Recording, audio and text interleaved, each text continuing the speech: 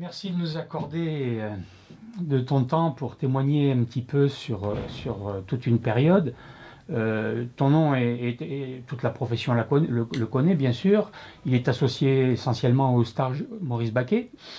Mais voilà, la période qui nous intéresse est plus précisément celle qui va de 80, on va dire jusqu'à nos jours. Et première question, à la rentrée 81, donc après l'élection de François Mitterrand, tu es où et tu fais quoi? Alors, à la rentrée 81, je fais avec Robert Méran des stages de formation professionnelle continue, qui était la tâche que nous nous étions donnée suite à la suppression des INSEP en 1973, qui avait fait que nous n'avions pas d'affectation. Et donc, comme on ne voulait pas rester sans rien faire, et puis on se doutait bien quand même que nous étions surveillés, nous avions pris de notre propre chef, avec quelques IPR à l'époque, c'est-à-dire inspecteurs pédagogiques régionaux, nous avions pris l'initiative d'organiser au niveau national des stages de formation professionnelle continue et de mettre en place ce que tout le monde a reconnu comme étant une forme très innovante de formation professionnelle continue, c'est-à-dire basée sur les secteurs, réunissant des établissements proches les uns des autres, et puis pouvant aller jusqu'au niveau académique. Mais l'enracinement était un enracinement dans les établissements scolaires et dans ce qui se faisait très concrètement dans chacun des établissements scolaires du secteur. Donc nous étions là, mais notre problème administratif restait un problème. Oui, c'est ça, c'est-à-dire que ça se faisait dans un cadre institutionnel qui était... très flou. D'accord. Absolument, un cadre institutionnel très flou. Et bien sûr, le SNEP était préoccupé par cette question, et Michel Chéniaud, à l'époque, qui était dans une commission, parce qu'à partir de 81, c'est-à-dire à partir de l'élection de François Mitterrand, il y a une foultitude de commissions, de rapports, etc., sur lesquels on pourra revenir, qui se sont mis en place. Et Michel Chéniaud était dans une commission avec Francine Best, qui avait été nommée très récemment directrice de ce qui avant s'appelait l'Institut pédagogique national et qui devenait l'Institut national de recherche pédagogique. Et étant donné que l'éducation physique était intégrée à l'éducation nationale, Michel Chéniaud a dit « mais pourquoi l'éducation physique n'aurait pas droit à une unité de recherche dans l'établissement, c'est-à-dire l'INRP », ce à quoi Francine Best, bien sûr, a donné son accord. Ce pourquoi Francine Best a donné son accord. En plus, ayant été contacté avec Robert Méran, nous avions dit, on applaudit des deux mains, on veut y aller, parce qu'on connaissait les productions de l'Institut pédagogique national, qui était à l'époque, il y avait une revue, je ne me rappelle plus comment ça s'appelait, une revue verte, je me souviens. Et nous avions fait venir à l'université de Montpellier, tu dois t'en souvenir Christian, Louis le Grand, qui était vraiment le type qui avait mis en place ce qu'il appelait les collèges expérimentaux. Et le travail fait autour de Louis le Grand était un travail auquel nous adhérions complètement.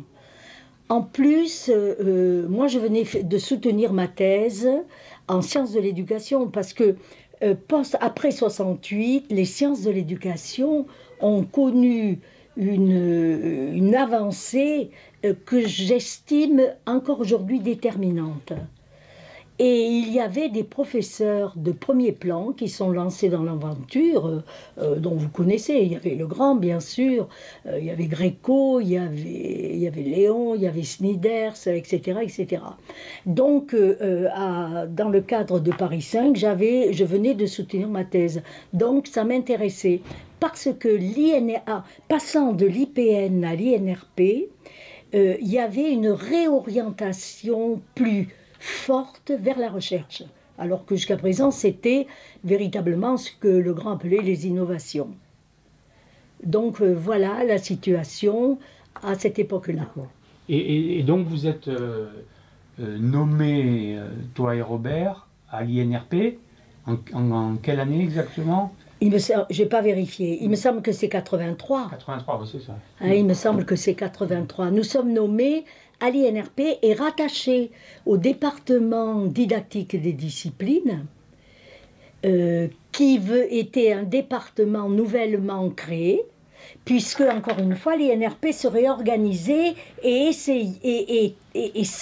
s'orientait, puisqu'elle nommait aussi un conseil scientifique, s'orienter vers la recherche. Voilà.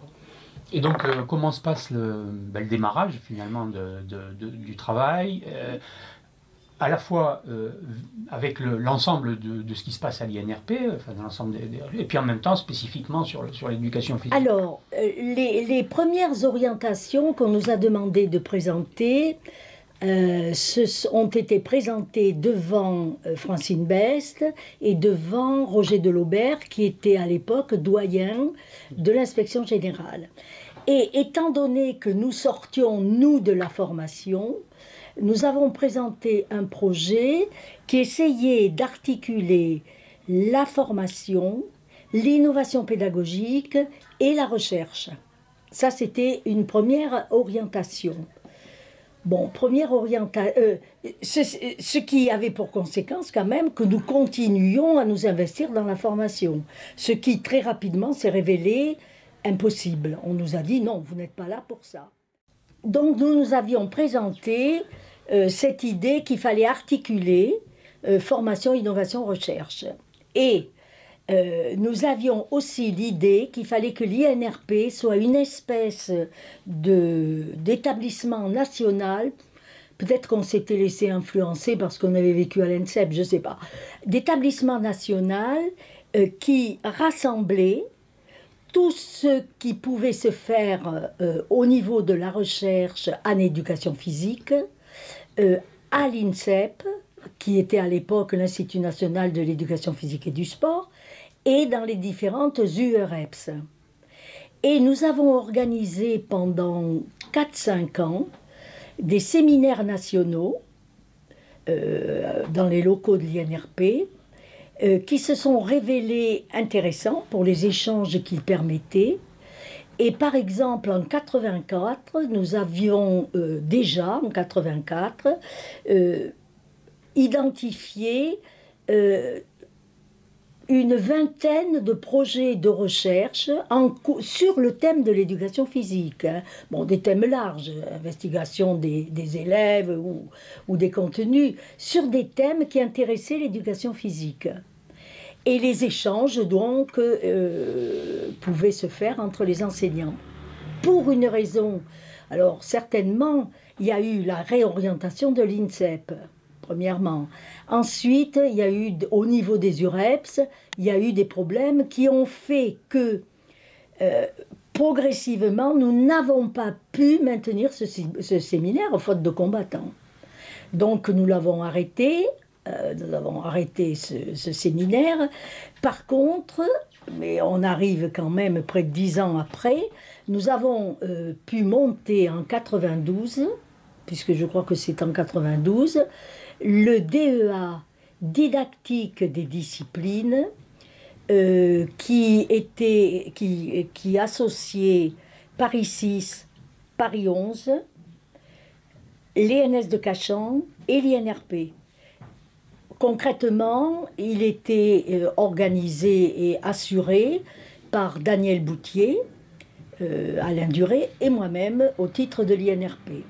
Et je dois dire que ce séminaire qui s'est poursuivi un certain nombre d'années a donné lieu à des thèses vraiment centrées sur le problème de l'éducation physique et du sport, qui c'était, étant donné les orientations de Daniel et d'Alain, je crois qu'on peut dire, bien qu'il s'appelle didactique, que c'était didactique et technologie. Et je pense que l'association didactique-technologie s'est révélée extrêmement profitable, d'abord pour nous, parce que d'abord on s'entendait très très bien, il y avait entre nous une grande confiance, une grande amitié, même si nous n'étions pas d'accord sur tout. Et vraiment, ça a permis, me semble-t-il, notamment à nous trois, ça nous a permis d'y voir plus clair dans ces thèmes qui étaient quand même assez nouveaux pour nous. Et le séminaire a sorti vraiment des thèses en nombre conséquent. Hein, voilà. Donc l'INRP, c'est une période qui a été relativement importante pour l'éducation physique. Beaucoup de gens en ont fait partie, hein, des équipes. Comment s'est enclenché le travail concrètement? Alors, et sur quoi particulièrement, enfin, qu'est-ce qui a été le moteur de votre travail? Nous avons dû présenter un projet de recherche, le premier de l'équipe. Nous, c'est Robert Mérin et moi, puisque nous étions que tous les deux à l'époque, devant le conseil scientifique de l'INRP, puisque s'étant réorienté vers la recherche, il fonctionnait comme un institut de recherche, c'est-à-dire avec un conseil scientifique où il y avait Vergniaud, où il y avait Brousseau, c'est-à-dire il y avait vraiment des gens, Prost, Antoine Prost, etc. Et notre premier projet a été l'évaluation formative dans les collèges. Alors, pourquoi ce projet? D'abord, l'évaluation formative, qu'est-ce que ça veut dire? C'est l'évaluation que l'enseignant utilise pendant que se déroule l'évaluation formative, pendant que se déroule la séance elle-même. Je veux dire, c'est pas ni les examens, bon, etc. Alors, on avait choisi ce thème pour deux raisons. La première raison, c'est que le thème de l'évaluation était un thème vraiment en pointe à l'époque. Le ministère était focalisé là-dessus. Et il y avait des appels d'offres, il y avait un appel d'offres qui donnait de l'argent. Parce qu'on oublie actuellement que les financements du ministère étaient conséquents. Et les projets de recherche étaient vraiment en partie et même en grande partie financés par ces appels d'offres. Donc ça nous permettait de candidater à l'appel d'offres du ministère. Et ensuite, c'était pour nous ce que nous avons appelé une recherche mère ou une recherche creusée qui allait nous permettre de faire une espèce de bilan le plus complet possible et rigoureux possible de ce qui se faisait en éducation physique à l'époque, bien sûr. Mais ce qui se faisait dans les établissements scolaires à propos de séances d'éducation physique. C'est-à-dire, ce n'était pas des discours, c'était très concret, hein, ce que nous voulions faire. Donc voilà pourquoi le thème de l'évaluation formative. Par rapport aux autres disciplines, est-ce qu'il y avait des différences dans l'approche entre l'éducation, enfin votre approche et puis à l'INRP et puis ce qui pouvait se passer ailleurs? Est-ce qu'il y avait des débats, des discussions, voire des conflits Non, il n'y en avait pas parce que d'abord parce qu'on est allé, bien sûr, parce que nous, la didactique, on n'utilisait pas le mot hein, à l'époque. Donc on s'est appuyé sur ce qui se faisait sur la conception qu'avaient les autres unités de recherche de la didactique, notamment en mathématiques, avec Jacques Collomb, qui était le directeur du département, et Guy Brousseau, qui était membre du conseil scientifique. Ce qui se faisait en français, ce qui se faisait avec Assolfi en sciences expérimentales. Qu'est-ce que je peux dire? Il y avait aussi un type avec qui on a bien collaboré, qui était quelqu'un de formidable, qui était Audigier en histoire-géographie. Bon, donc il y avait un certain nombre, à l'INRP, on a eu un certain nombre d'appuis avec des collègues qui vraiment nous ont accordé tout le temps qu'il fallait, etc. etc. Nous-mêmes, nous avions demandé une audience à Chevalard, à Marseille, et qui nous l'a accordé. Donc il y a eu une première phase où on a essayé de rentrer en didactique, pour se rendre compte quand même que c'était très proche de ce qu'on avait fait en formation, c'est-à-dire on n'a pas été déstabilisé. Hein. Et notre première recherche a été discutée au sein du département. Il y a eu des discussions absolument passionnantes hein, sur ce que nous faisions. Et alors concrètement, la recherche sur l'évaluation, ça s'est déroulé comment? Alors la recherche sur l'évaluation formative, d'abord, la spécificité des recherches INRP, c'est-à-dire ça associe des enseignants. C'est une recherche qui a associé à peu près 70 enseignants d'éducation physique et 30 établissements scolaires. Tous les enseignants impliqués dans la recherche bénéficiaient d'heures de décharge ou d'heures supplémentaires. Nous avons été formidablement aidés à l'époque par Pagès. Il assurait la transition entre la jeunesse et le sport et puis l'éducation nationale. Donc Pagès a vraiment, on a trouvé là un appui très solide. Donc c'est une recherche qui véritablement était très importante.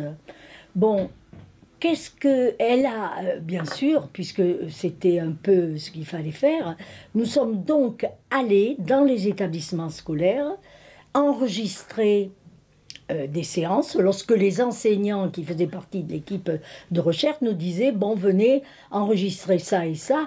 On était, je crois que, une chose qui est très importante, on se réunissait quand même relativement souvent avec les enseignants et on était au courant de toute la démarche. Je ne pense pas qu'en éducation physique, par exemple, on puisse débarquer comme ça dans une classe et qu'on puisse filmer. Parce que y a quelquefois c'est le cycle qui est significatif, quelquefois c'est telle séance, telle fois. Le choix de la séance n'est pas neutre hein, en éducation physique. Donc ils nous ont aidés à choisir le moment opportun d'enregistrement. Bon, ensuite il y a eu deux moments. Il y a eu le moment où nous dépouillons ça dans notre travail quotidien de chercheurs, plus les réunions avec les équipes dites de terrain, où les enseignants, compte tenu de l'apport que pouvait consister pour eux l'évaluation formative.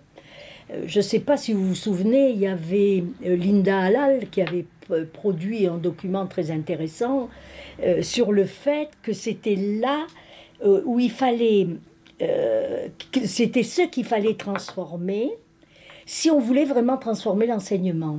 C'est-à-dire, ce qu'il faut transformer, c'est le moment où l'élève est en action et où on va lui apporter un certain nombre de remarques, disons pas de corrections, pour que ça se passe autrement. Donc, les enseignants essayaient de se focaliser sur cette évaluation performative. Parce que, autre spécificité de l'INRP qui me paraît aussi très intéressante, c'est-à-dire que toute recherche donnait lieu à, d'une part, un rapport de recherche en direction des chercheurs, d'autre part, un livre en direction des enseignants d'éducation physique. Et il y a le pendant, ça j'ai apporté que le rapport de recherche, le pendant c'est un petit bouquin qui relate tout ce que les enseignants des équipes de terrain ont fait à propos de l'évaluation formative dans leur collège. C'était assez novateur quand même d'envisager les résultats de la recherche à la fois pour les gens qui sont concernés, pour les chercheurs et en même temps pour les autres. Ah mais ça c'était la règle de l'INRP. Et l'INRP pour moi, enfin je le dirai peut-être en conclusion, pour moi c'était une institution, du moins le département que je connaissais bien, mais il n'y avait pas que celui-là qui marchait bien, hein, était extrêmement intéressant et novateur. Il y avait des gens, me semble-t-il, des gens de grande qualité qui fonctionnaient dans ces départements. Alors je voudrais là dire qu'est-ce que ça m'a apporté, moi, ce type de recherche. Pourtant, je croyais connaître l'enseignement de l'éducation physique, puisque je sortais de la formation. J'ai été très, très étonnée, nous avons été très étonnés, de constater que la plupart des communications didactiques c'est de l'enseignant, celles dans lesquelles, ou par le moyen desquelles, l'enseignant apporte des informations sur ce qu'il faut faire et comment il faut le faire, se font pendant que les élèves réalisent. C'est-à-dire, c'est vraiment une spécificité qui fait de l'éducation physique une discipline vraiment particulière et qui permet d'expliquer, on verra par la suite, un certain nombre de choses. C'est-à-dire l'évaluation formative. Alors l'enseignant, bien sûr, au départ, il dit ce qu'on va faire, il donne quelques orientations générales, puis allons-y. Et là, en même temps qu'il voit faire les élèves, il essaie d'apporter d'abord des incitations pour que les élèves restent motivés, et puis il leur dit certaines choses à transformer. Alors c'est très complexe là le boulot d'un enseignant d'éducation physique, parce que c'est sur la base de ce qu'il voit faire à chacun, c'est vraiment une pédagogie différenciée au top niveau, en fonction de ce qu'il voit faire à chacun, il dit ben, tu vas essayer de faire ça. Et c'est, me semble-t-il, ça explique qu'on ne peut pas transformer l'éducation physique par des circulaires, par des injonctions, etc. D'une part. Et d'autre part, ça explique que dans la formation des enseignants d'éducation physique, ça devrait être d'abord une formation à l'observation. Alors là, on pose le problème des cadres d'observation, parce que c'est pas évident, on le verra dans ce que j'évoquerai tout à l'heure. On a toujours tendance à se laisser emporter par ce qu'on voit. On ne résiste pas forcément, hein, c'est pas évident. Donc cette recherche, pourtant encore une fois, on croyait connaître, mais quand on compte le nombre, c'est-à-dire on a fait un travail de recherche vraiment là-dessus, on s'aperçoit de ce fait qui est un fait, me semble-t-il, très très important. Oui, alors une petite question. Ce que vous appeliez à l'époque évaluation formative, aujourd'hui, on ne l'appelle plus, bon, c'est encore un terme qu'on utilise en formation, mais peut-être on le nommerait différemment. C'est plutôt, oui, autour de la régulation des apprentissages, voilà. Autour des contenus aussi, comment l'enseignant se centre sur les contenus que l'élève doit intérioriser. L'évaluation formative, c'est l'évaluation en cours d'apprentissage. Ce que dit l'enseignant, et en éducation physique, c'est les plus nombreux, c'est les communications les plus nombreuses hein, dans une séance d'éducation physique. Bon, c'est évident de dire ça, mais moi j'avais pas mesuré avant l'importance de ce moment. Et à mon avis, il est à peu près unique dans l'enseignement, hein, parce qu'on voit faire. Alors, à la fois, ça explique un petit peu les dérives, c'est-à-dire, quelquefois, l'enseignant peut se laisser emporter par ce qu'il voit faire à l'élève.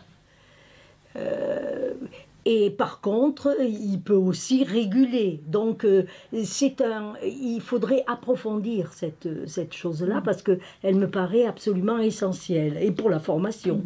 Ouais.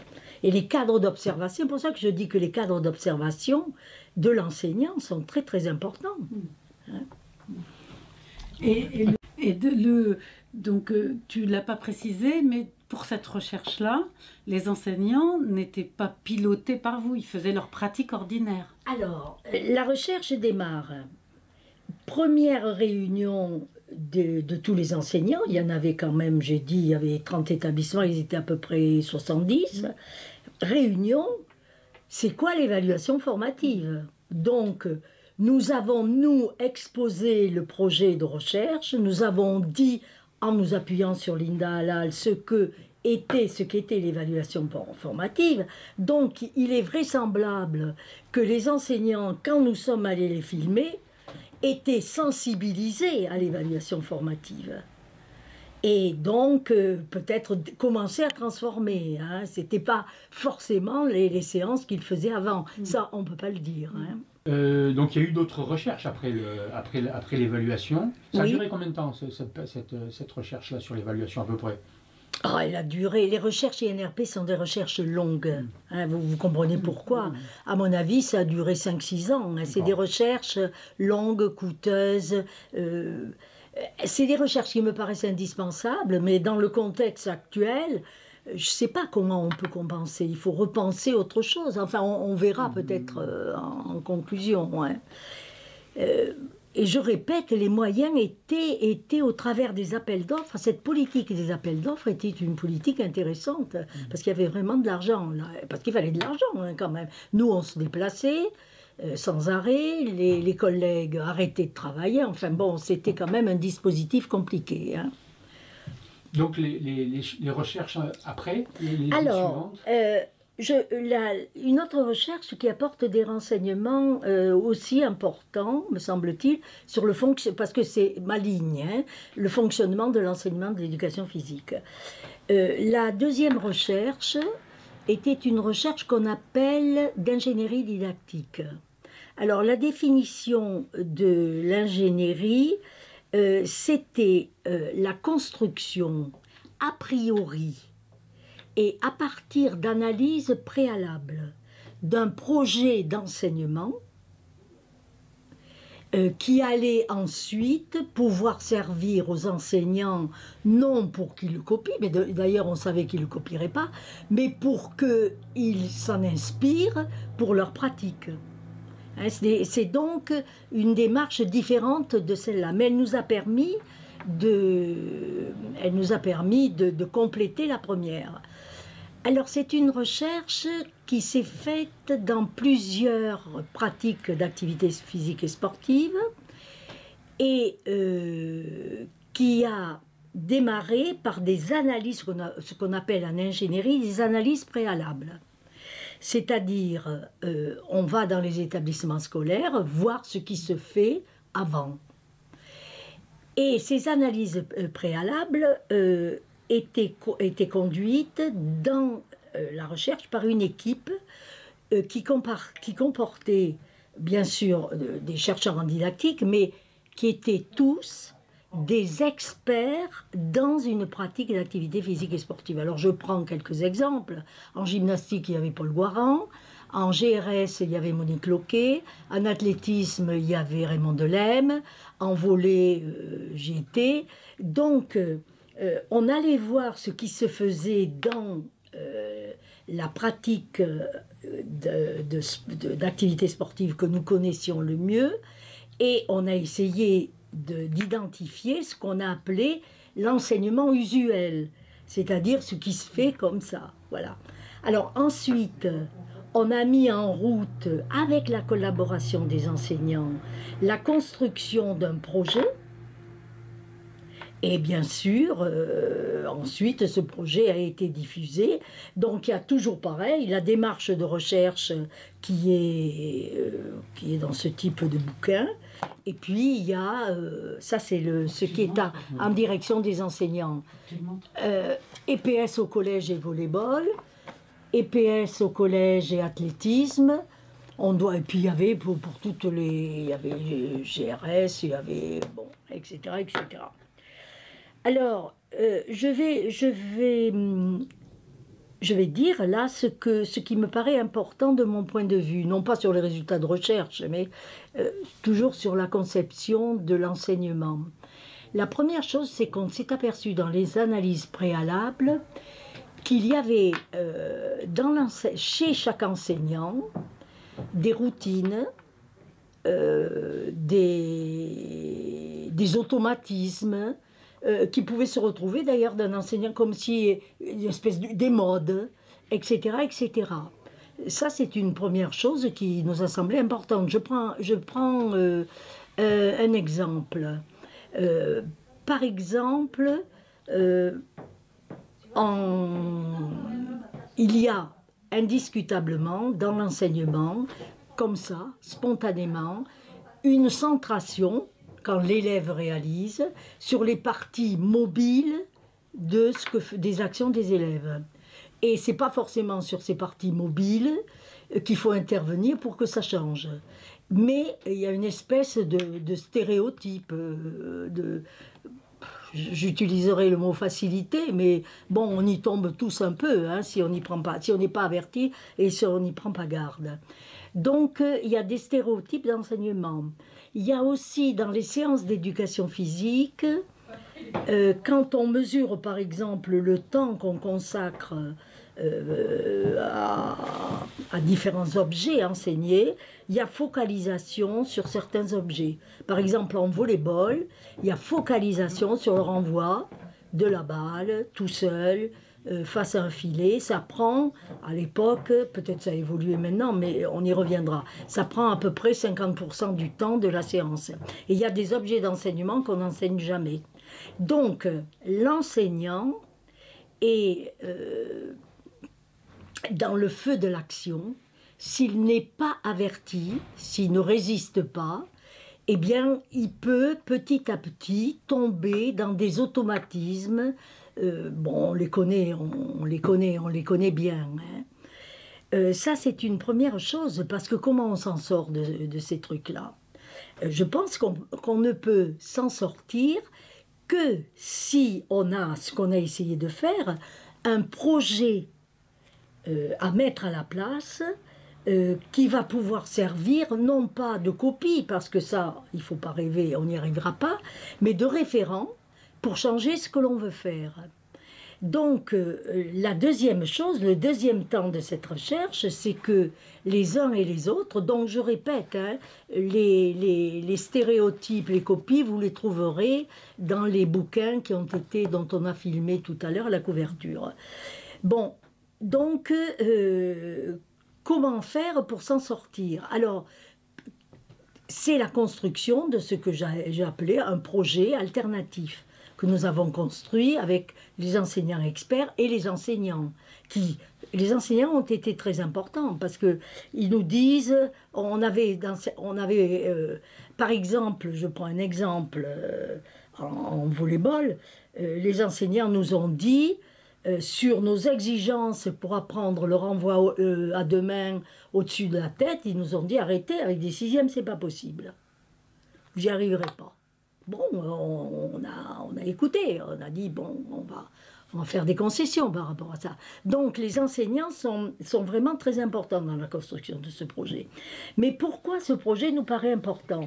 Il nous paraît important, donc, d'abord pour dépasser ce que j'ai dit, les stéréotypes, les automatismes, etc. Parce que, je fais une parenthèse, on pourrait me dire, mais bon, avec les instructions et les programmes, notamment les programmes du SNEP, qui sont quand même des programmes beaucoup plus précis, un enseignant peut fonctionner. Je dis non, c'est pas possible. Parce qu'au-delà de ça, il faut des recherches en didactique, du type de celles que je suis en train, là, de présenter. Parce que ce que fait un enseignant, dans un cadre très particulier, avec des installations particulières, des élèves très particuliers, avec sa personnalité, son bagage, etc., est très très différent de nôtre. Donc ça c'est la première raison, il faut donc aller. Et la deuxième raison, c'est, alors là je ne sais pas comment, moi je dirais c'est le problème des finalités. Alors, j'ai repris un peu ce que racontait le SNEP depuis toujours. Je reprends une formulation que j'ai trouvée dans un bulletin du SNEP. Disons en gros que toutes les finalités, elles s'orientent vers former un citoyen, le citoyen de demain, c'est-à-dire un individu pleinement conscient de ce qu'il fait, du pourquoi il le fait, etc., etc. Et je suppose que dans le bouquin que vous venez de sortir, vous développez ce point de vue au travers de l'étude. En éducation physique, on doit étudier. Alors, moi, je rentre pas très bien dans l'étude, mais encore une fois, je ne l'ai pas lu ce que vous avez fait, donc je ne peux pas dire. Par contre, je rentre très bien dans ce que dit Rochex quand il distingue tâches et activités. Je pense que les programmes donnent des tâches, fixent des tâches, Par contre, l'activité que va devoir mener un élève ou une élève pour assurer la tâche et le développement et toute autre chose. Donc, il faut des projets du type de ces espèces de projets formels pour donner des idées par rapport à ça et pour permettre d'expérimenter. D'où l'intérêt de ces recherches dites d'ingénierie didactique. Mais tu pourrais peut-être préciser, vous aviez caractérisé l'enseignement usuel. Ouais. Je pose d'autant plus facilement la question que j'ai participé à cette Ouais. recherche-là. Ouais.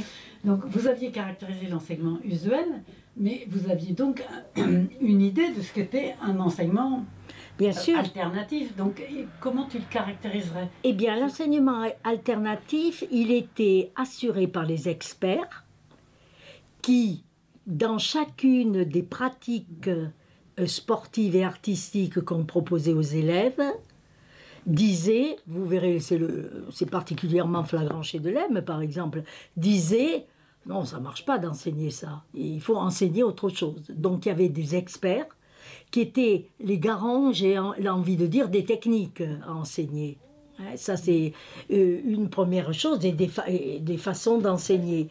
Et il y avait aussi cette conception globale de l'école dans laquelle nous étions impliqués, parce que en éducation physique, je répète, vous utilisez le mot étude, mais les finalités nous obligent à descendre au niveau de l'activité de l'élève à propos de la tâche. C'est-à-dire l'activité corporelle de l'élève, ou l'activité psychomotrice de l'élève, ou l'activité affectivo-perceptivo, etc. de l'élève. Oui, mais c'est-à-dire que l'enseignement usuel, vous avez constaté qu'il ne permettait pas à tous les élèves d'apprendre. Bien sûr, bien sûr. Il permet à tous de faire quelques petits pas, mais il peut être en retard à la fois sur les exigences de contenu et sur les façons de les enseigner. Alors, je vais dire là-dessus, je sais que c'est pas une expression que forcément vous utilisez. C'est pour ça que l'on parle davantage, en ce qui concerne l'enseignement concret, de contenu d'enseignement. Il y a toute la didactique parle de contenu d'enseignement.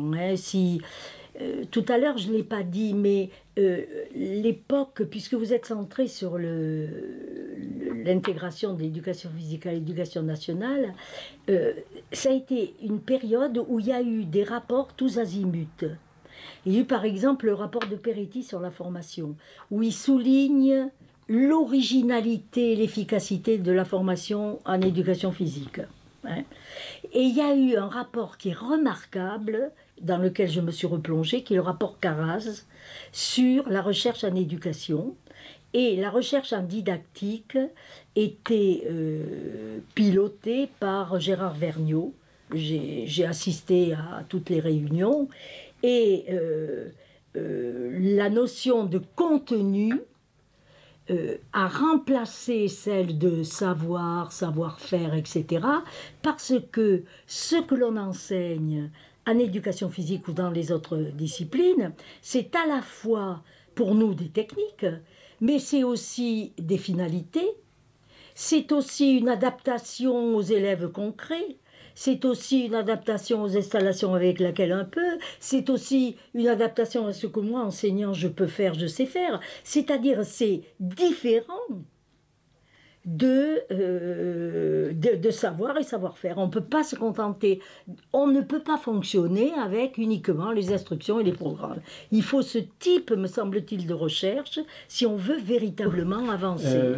Donc là, sur cette recherche, et puis sur le travail de l'INRP, est-ce que tu en as retiré? Est-ce que tu as des choses à rajouter? Oui, je voudrais rajouter une recherche qui s'est greffée sur celle que je viens d'exposer. Et Claire a demandé, bon, est-ce que ça a été expérimenté? En réalité, elle l'a été. Et je déplore que le type de recherche là, que je vais évoquer n'ait pas été poursuivi. Chantal Amadesco et Yvon Léziard se sont emparés de la recherche d'ingénierie, notamment du projet qu'on avait construit, là, pour, dans l'Académie de Limoges, faire une action de formation à partir de ce projet, parce qu'il fallait former les enseignants, et ils sont revenus filmer les enseignants un certain temps après, pour voir en quoi l'action de formation avait transformé, puisqu'ils les avaient filmés aussi avant, avait transformé ce qu'ils faisaient. Et là, c'est très intéressant, parce qu'il montre que tous les enseignants ont changé quelque chose, mais que les changements sont extrêmement variés en choix de ce que l'on va changer, en quantité de ce que l'on change. Parce que les nouveautés apportées par le projet s'enchâssent dans des habitudes, dans des savoir-faire de longue date, et les changent plus ou moins. Donc, c'est peut-être ce qui va être ma conclusion, là, par rapport aux recherches, vouloir normer les enseignants, ou à partir de projets d'ingénierie, hein, ou à partir d'injonctions officielles, c'est peine perdue, on n'y arrivera pas. Parce que l'action d'enseigner est beaucoup trop personnelle, beaucoup trop personnalisée, localisée.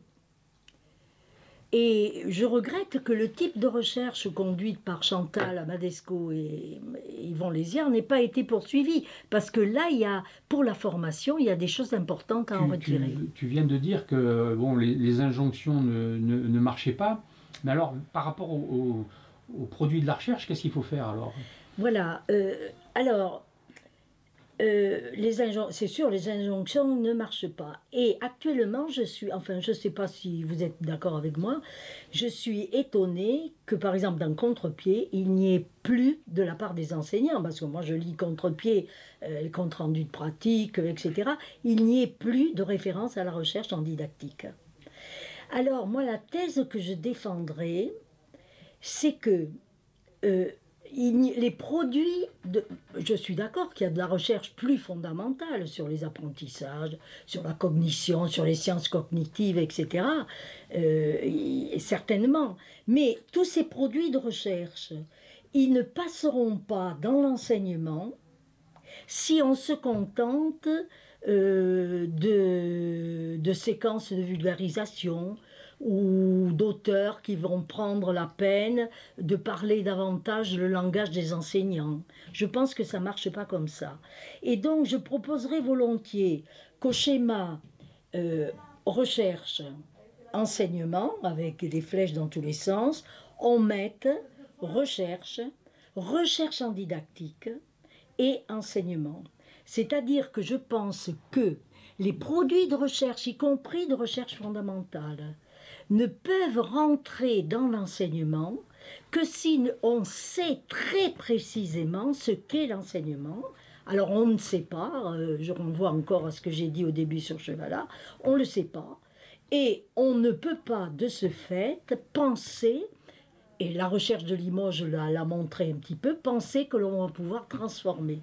Donc arrêtons de dire il faut que les sciences alimentent la pédagogie. Oui, on est tous d'accord pour ça, mais il faut que ça soit possible. Hein, et il me semble qu'il faut mettre cette espèce d'entité. Alors, je ne sais plus trop ce qu'est. Il y en a vraisemblablement. Je sais que Monique Loquet continue. Il y a encore des thèses. Chantal me disait qu'elle a encore quelques thèses. Mais les enseignants, à mon avis, ne s'en emparent pas. Et si on ne règle pas ce problème, eh bien on dira dans 20 ans, il faut que les enseignants incorporent les produits des recherches. Donc la question des recherches en didactique, précisons bien, donc en didactique, tu dis et enseignement, mais bon, c'est quelque chose qui reste déterminant. Alors c'est ma thèse, hein. Oui, d'accord. C'est ma thèse, Et il me semble qu'elle est étayée quand même par beaucoup de remarques ou d'observations que l'on peut faire actuellement. Alors ceci dit, je ne plaide pas pour refonder un nouvel INRP. Ça peut se faire, je ne sais pas, moi, je ne suis plus dans le coup institutionnel actuel, je ne sais pas. Mais il faut une instance qui valorise les recherches en didactique, qui les promeuve, qui les valorise, qui les diffuse. Sinon, on n'arrivera pas à, me semble-t-il, sensibiliser les enseignants aux recherches plus fondamentales, dont notre ministre semble dire qu'elles sont déterminantes, et on répétera ça inlassablement. Mais les recherches en didactique, il y en a quasiment plus. Mais ça ne concerne pas que l'éducation physique. Dans nombre de disciplines, les recherches en didactique sont très faibles pour plusieurs raisons. D'abord par leur coût, parce que justement c'est obligatoirement un lien, mais aussi parce que plein de gens pensent que tout a été dit. Tout a été dit sur l'enseignement. Il y a une autre... Il y a une autre raison, hein, c'est que ce type de recherche a du mal à rentrer dans les cadres de la scientificité telle que définie actuellement. À savoir, on nous a dit, répété dans tous les colloques dans lesquels nous sommes allés, oui c'est bien, mais c'est pas scientifique. Et nous avons répondu sur ce point, je me permets de le signaler, je vais donner la référence, avec Chantal Amadesco, on a répondu sur ce point, sur la méthodologie des recherches par rapport à la scientificité, etc. Nous avons répondu dans le bouquin qui a été publié sous la direction de Cécile Collinet, et il y a un chapitre de ce bouquin qui s'appelle « Éducation physique et sciences » et il est sorti en 2001. Donc il n'est pas trop vieux encore, parce que là, les bouquins que j'ai montrés, ils datent, là, c'est sûr. Mais voilà. Il y a aussi, pour continuer sur la faiblesse des recherches en didactique, un dénigrement assez généralisé des savoirs. C'est-à-dire qu'on rencontre beaucoup de courants aujourd'hui qui disent les savoirs, c'est pas ce qu'il y a d'important, les méthodes, c'est plus important, ou le vécu de l'élève, l'expérience de l'élève, c'est plus important. C'est-à-dire que je pense que les recherches en didactique aujourd'hui sont inutiles. Sont très dénigrées, en fait, de plusieurs points de vue. Ben, c'est pour ça que j'ai voulu y insister, parce qu'à mon avis... Bon, même s'il faut les faire évoluer, c'est sûr, tout ça, s'il faut, je ne sais pas, trouver une formule, mais ça me paraît quand même essentiel. Hein. Bon, on a donc compris que tu militais pour que des recherches en didactique continuent soient réhabilitées, comme dit Claire. Elle a raison, elle a raison. D'accord. Eh bien, écoute, on te remercie vivement de ton témoignage. Et on espère que de nombreux enseignants et de nombreux chercheurs pourront se ressourcer à travers tes paroles. Merci encore.